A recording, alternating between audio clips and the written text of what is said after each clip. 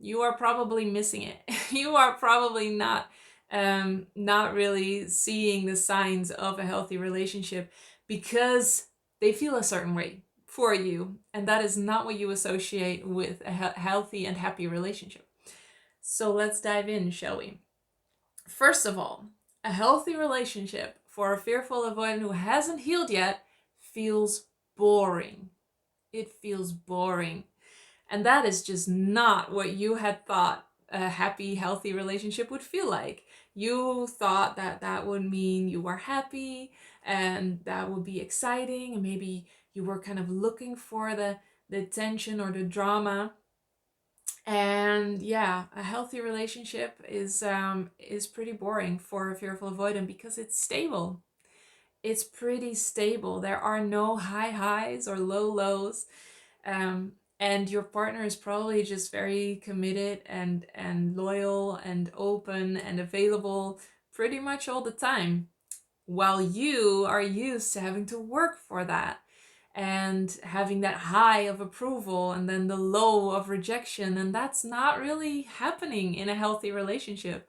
I so remember when I was in a crash state of my fearful avoidant attachment style. I was with Aryan, my boyfriend, now husband. We've been together for 14 years. And I I was bored, and I was so ashamed to admit it. I felt like it should be more exciting. I was kind of like seeking attention from other guys, not really doing anything with it, but I just needed to have that high of approval. And I thought it was a relationship. I thought it was Aryan that was just not exciting enough, and that wasn't, how would you say that? There wasn't enough passion. I really, God, I was so obsessed with passion, and I thought that passion came from drama and came from fights. I was so wrong. I was so wrong. But yeah, I was bored. I think I was kind of like restless and wanting to have those really high highs and low lows. Um, and therefore I thought that the relationship wasn't good, while actually feeling like it's boring specifically for a fearful avoidant who hasn't healed yet can actually be a quite a good sign, in the sense that it probably is a healthy relationship. This sounds bonkers, right? You are probably not brought up with the idea that a healthy relationship feels boring or should feel boring. But let me just make very clear that this only feels boring when you haven't healed yet.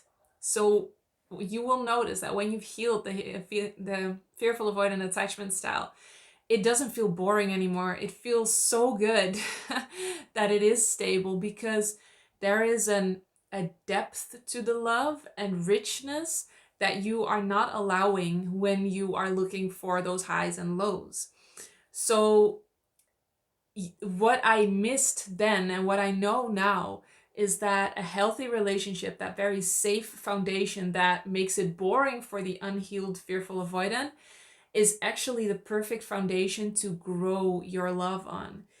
You cannot grow something on a very unstable base. You would never build a house when the foundation just isn't right, is super wonky. That house would not do very well. It would not stand the test of time. And so you want a very solid base. And from that base, that safe, stable base, you can grow that love. And it just grows and grows. And it also grows in intensity of feeling. And it feels better and better. And there's just so much to explore together. A relationship, I feel like a relationship for the rest of your life, it really is an adventure that you go on together. And there is so much that you can grow in and that you can discover from each other and discover in your dynamics and in your relationship. And so there is just so much new things to explore, which makes it exciting, but in a very different way than what you are looking for if you haven't healed the fearful avoidant attachment style yet. And so in a way, you're actually missing out because you are looking so much for that dopamine hit or that high and low dynamic, thinking that you are missing out in this boring and stable relationship. But yeah, chasing that dopamine hit will never completely fulfill you. It will never feel good for any length of time. Um, while that stable base, which might seem boring for the fearful avoidant who hasn't healed yet, that actually can be the foundation for love to grow on for the rest of your life. Isn't that wonderful?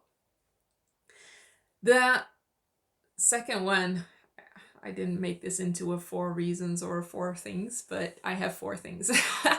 The second thing is that a healthy relationship might feel like it's too much of a good thing. So what I vividly remember is that I thought Arjen was just too sweet. He was just too sweet. He wanted to do everything for me, and I felt like I didn't deserve that. I don't know if I was very consciously aware of that, but I would just get like annoyed and how do you say that? Like a little bit repulsed by him being kind and sweet to me, because I felt like I didn't deserve it. I had the belief that I had to work for it. So why was I just getting it? And honestly, it actually made me respect Arjen less, that he would just give me love when I felt like I didn't deserve it.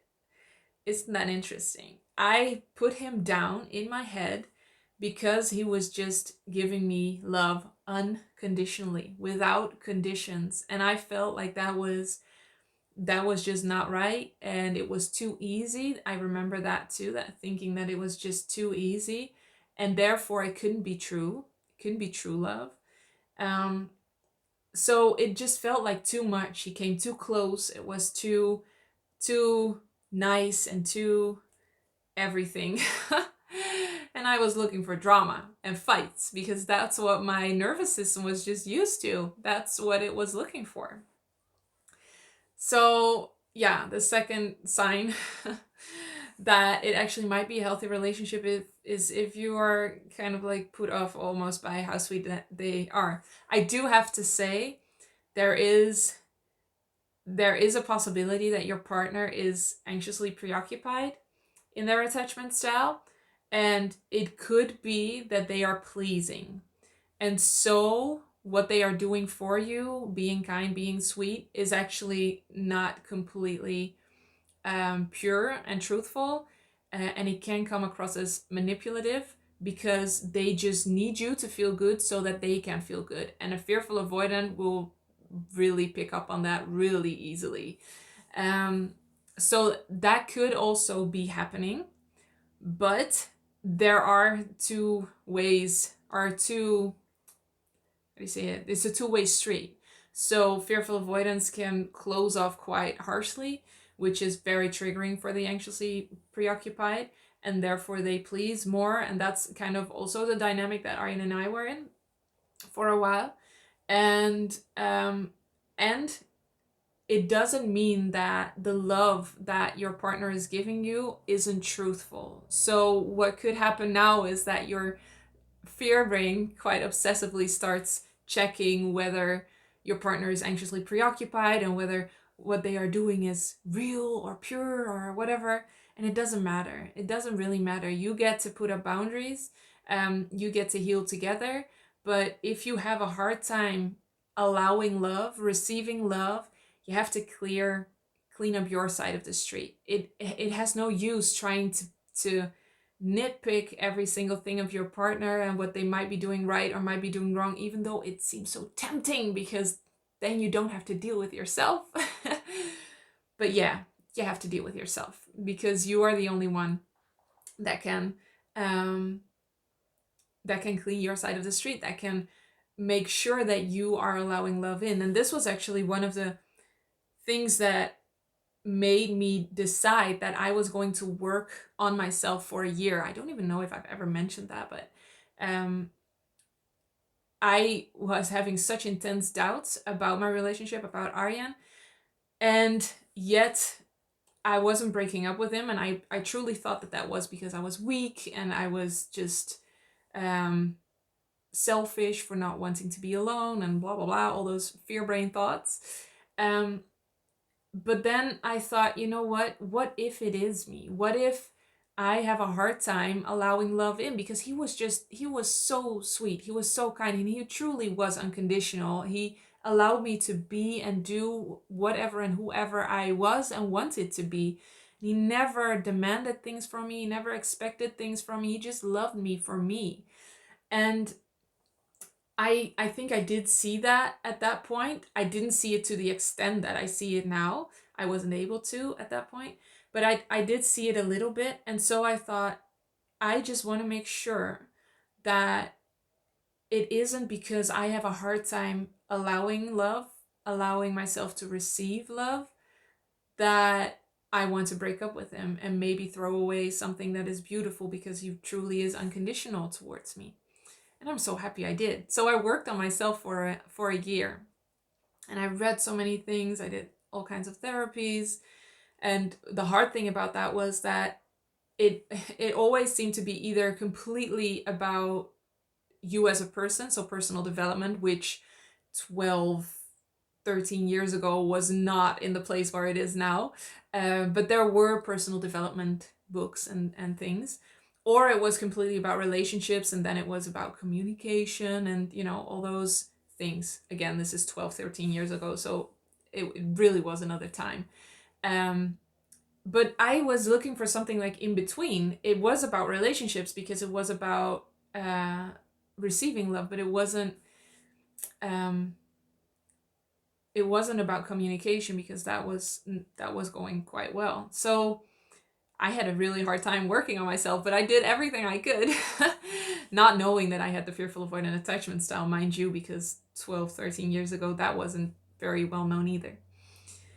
So I worked on myself for a year, and then I realized that I was able to receive his love more, and I actually started liking him more and allowing more feelings and being in love more. And so that was just so interesting to me, and that made me continue this whole experiment, which has led to me healing the Fearful Avoidant Attachment Style.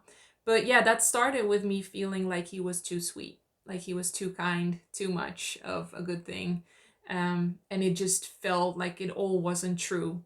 And even if there was a little bit of like an anxious preoccupied, for the record, Aryan is definitely securely attached dominantly. And I think it's very normal for a securely attached person to have tendencies of one of the other two insecurely attached attachment styles because when you're dealing with a fearful avoidant. So his tendency was to lean towards anxiously preoccupied, even if he wasn't really that. So I was able to receive his love more and more, which made him feel less insecure, which really helped the whole dynamic, obviously.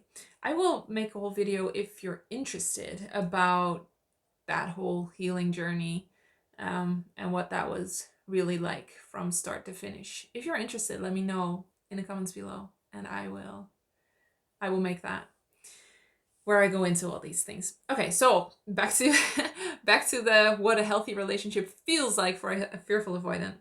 The third thing is annoying. It feels annoying. I remember just wanting it to feel differently, and just to feel good all the time, like feel like a state of bliss all the time. And I was annoyed with him being too sweet and too kind and too loving, and me not having to work for it. So I felt a lot of annoyance, which I didn't really connect to it actually being a healthy relationship. I thought that was not a good sign either. And then the last one is a healthy relationship. It can feel like you are missing something. And this is so interesting, right? So I touched on this before, that I felt like I was missing something. And in hindsight, I know that that was that dopamine hit. I was missing that dopamine hit. I was missing those highs and lows, which is actually a toxic pattern. Which is actually a toxic pattern. But I was missing that in my body, because your body can actually get addicted to that hormone cocktail. And so I was just constantly comparing my relationship to other relationships, Aryan to other guys, Aryan to like fantasy partner, which I wanted to have but wouldn't exist. and in the end wouldn't be good for me also. And whenever I compared it, I thought, oh, I'm missing out, I am missing something. And now I think I definitely was missing out because I was focused on chasing a certain feeling and not being present in the moment.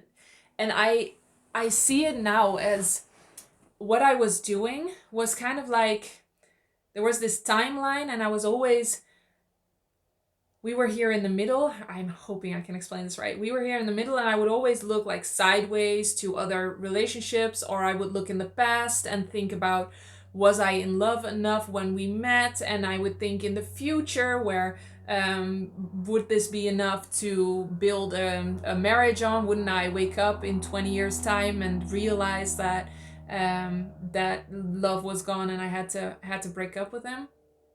And so I was always like on this surface level looking outside, either parallel or back in the past or in the future. And then I started seeing it as, wait, maybe love isn't to be found at that surface level, but only in the depth of this moment.